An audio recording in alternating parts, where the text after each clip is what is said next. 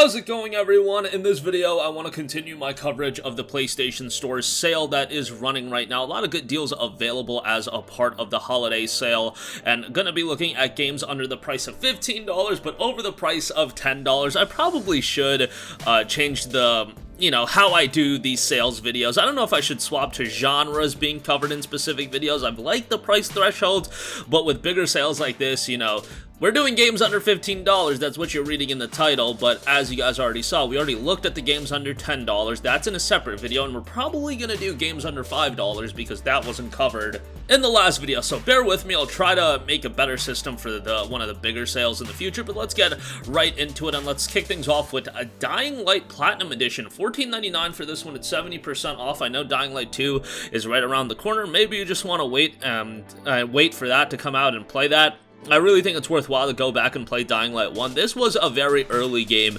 in this generation. Came out back in January of 2015, but it got a lot of DLC, got a lot of additional content, and this is the version you want to buy now. It has a lot of additional stuff, including the Following Edition, which that's notable, and all the other additional content you get for 15 bucks is actually a pretty good price point. And Dying Light 2 is coming out in February, and I know people are going to be strapped for cash in that month with all the other games coming out, so maybe that's one you want to wait on. And if you haven't played Dying Light 1, go back and play that for now, and then when Dying Light 2 comes out, you can, wait a little while after that is released and then find that on the discount. Wouldn't think that would be too bad of an idea, and this was one of those games that did showcase what the PlayStation 4 could do, so 15 bucks for this I think is a good pickup. Next up, we have Ys 8 Lacrimosa of Dana, a fantastic game to get into the Ys franchise, or if you're just looking for a quality JRPG, Ys 8 fits the bill completely. It really follows a lot of the fundamentals that you know out of the Ys games if you're familiar with the franchise, the great music, the solid combat system that I find rather interesting, albeit a bit repetitive at times.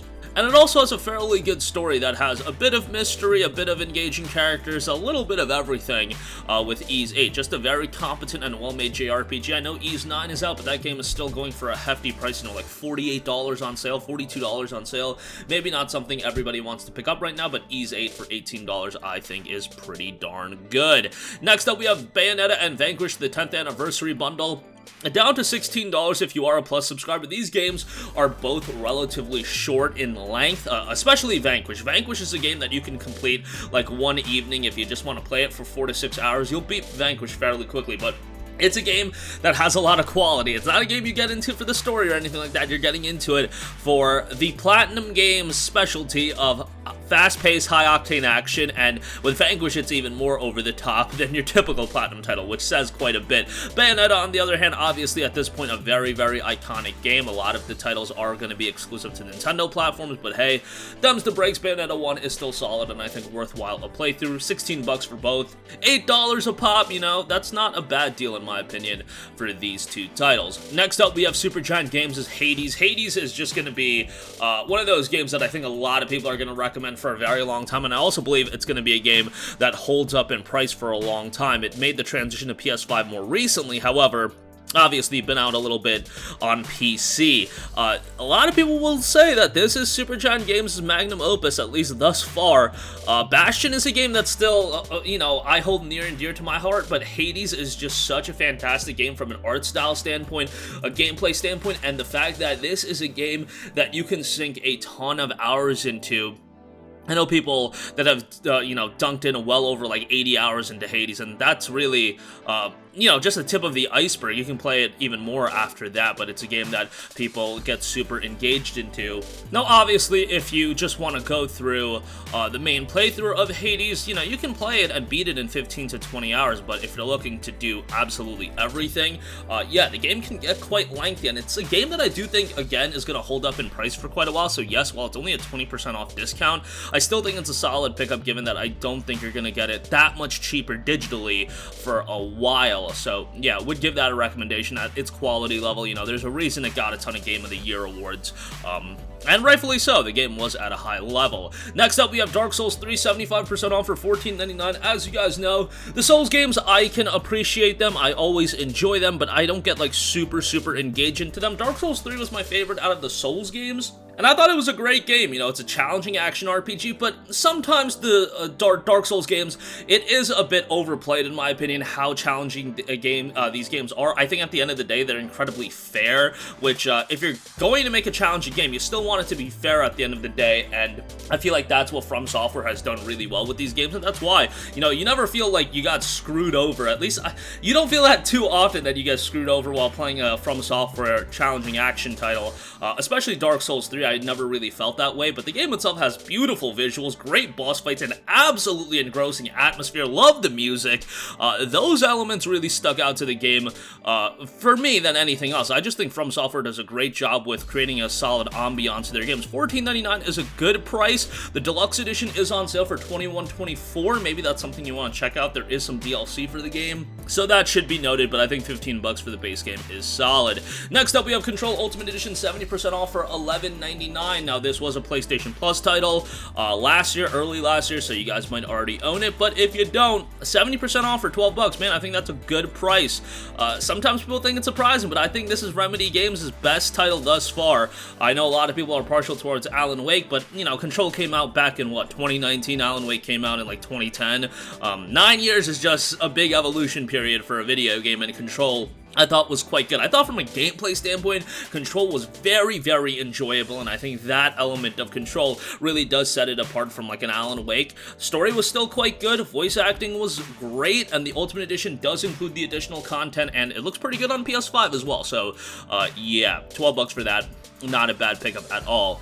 Next up, NieR Automata Game of the YoRHa Edition, 50% off for $19.99. I literally talked about this earlier today. Game's on sale at GameStop as well for $15 right now.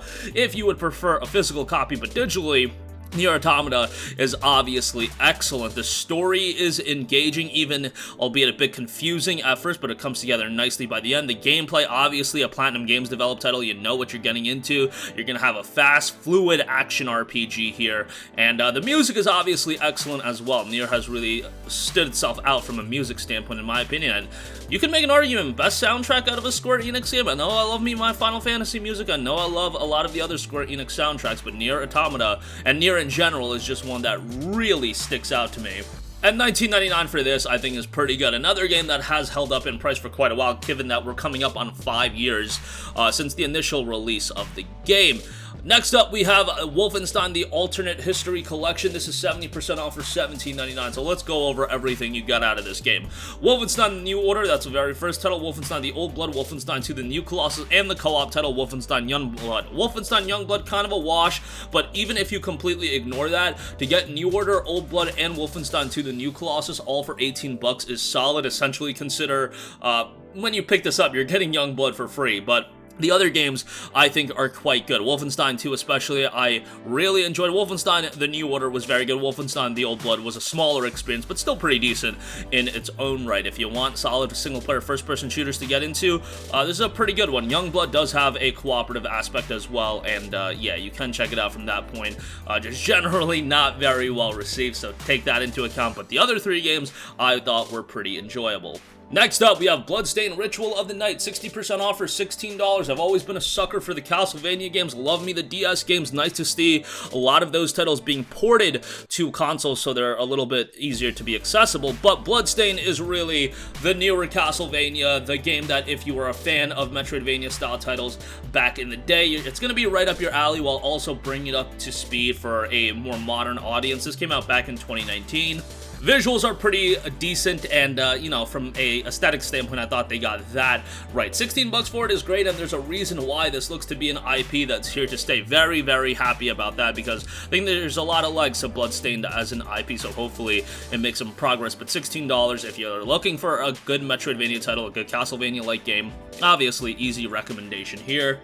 Would not be all too surprised if this game will be a PlayStation Plus title sometime in the future, but still, if you've been eyeing it for a while, $16 is a good buy. Next up, we have Haven, which is $12.49 if you're a Plus subscriber, $15 if you are not. Game that I really enjoyed. Is it perfect? No, and I wouldn't recommend this game unless you're actually going to play it with your significant other. I feel like that's how you're really going to enjoy this game. But if you have like a significant other that's not super into video games, Haven has a very, very colorful art style, and the gameplay is relatively simplistic, so it's pretty easy to get into. Has a pretty good story that I think most people can get into as well. It's not something that's, you know, too overly complicated, but it's fairly good in its own right, and I love the visuals and the presentation to this game, so from that standpoint, I would recommend it. You know, a lot of people are looking for high-quality co-op titles. Obviously, It Takes Two is on sale as well, 20 bucks at this point.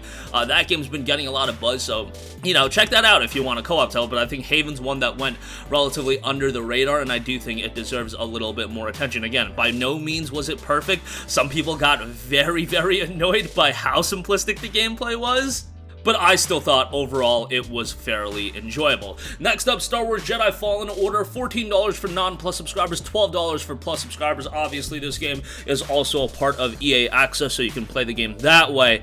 Star Wars Jedi Fallen Order, man, I'm kind of a broken record with this game. I liked a lot of the aspects of the game, especially on PS5. The visuals are excellent.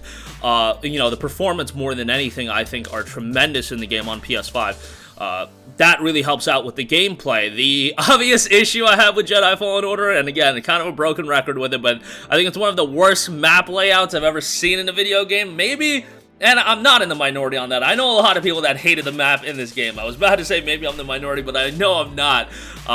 It's just very, very annoying at times, but that element of the game just stuck out to me as something like so poorly done, and it was just a strange thing to be so poorly done.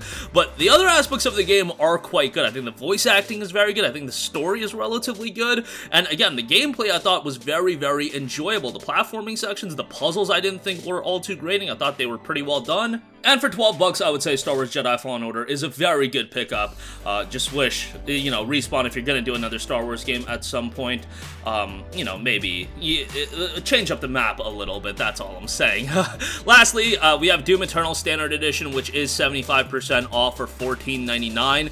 Doom Eternal is a fantastic game. I do talk to people that think Doom 2016 is better than Doom Eternal. I really disagree with that. I thought Doom Eternal just had fantastic gameplay. It was visceral, it was gruesome, and yeah, Doom 2016 had a lot of those elements as well, but Doom Eternal, I thought, brought it up to a higher level. Now, Doom 2016, generally speaking, is going to be the cheaper game. You can get that for $6, and I would highly recommend you to play both. Hell, play Doom 2016 first, and then work your way to Doom Eternal, but at $15 is a very, very good price for the game.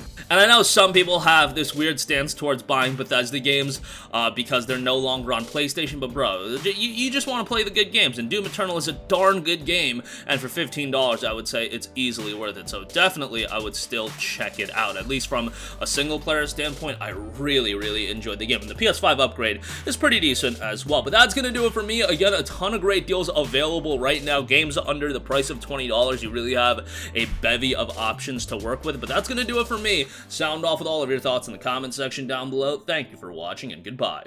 Hey guys, we hope you enjoyed the video, and if you did, make sure to hit the subscribe button, and if you're already subscribed, do us a favor and hit the bell icon. This way you'll be notified whenever we post a new video. That's the best way to keep up with all of our uploads, and we usually try to upload 2 videos a day. And with the bell icon hit, you'll be notified whenever we do upload a video. As always, thanks for watching.